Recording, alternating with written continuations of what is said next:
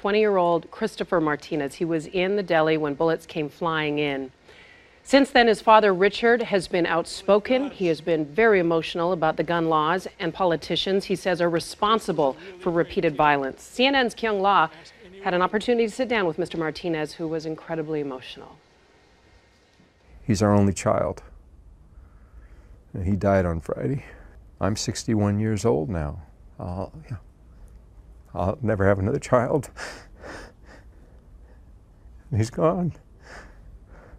So the reason I'm doing this right now is to try to see if we can do anything to make my son's death mean something, because that's all we've got. He's not going to grow up to be a man, to work in the world. No. What did we lose? He was articulate, determined, nice, and tough. If there's all these things in the media about the shooter and there's nothing about the victims, then it sends the wrong message. And that people need to understand that real people died here. And they need to know, put faces and names and histories to the people who died to make it real for them. The politicians after Sandy Hook swore that they would do something.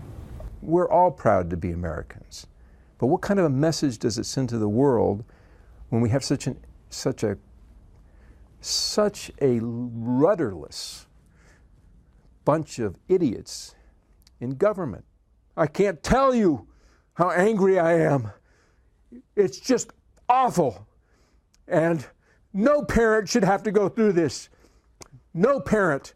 To have a kid die because in this kind of a situation, what has changed? Have we learned nothing? These things are going to continue until somebody does something. So where the hell is the leadership? Where the hell is these people we elect to Congress that we spend so much money on? These people are getting rich sitting in Congress. And what do? They don't take care of our kids. My kid died because nobody responded to what occurred at Sandy Hook. Those parents lost little kids. It's bad enough that I lost my 20-year-old, but I had 20 years with my son. That's all I ever have. But those people lost their children at 6 and 7 years old. How do you think they feel? And who's talking to them now? Who's doing anything for them now?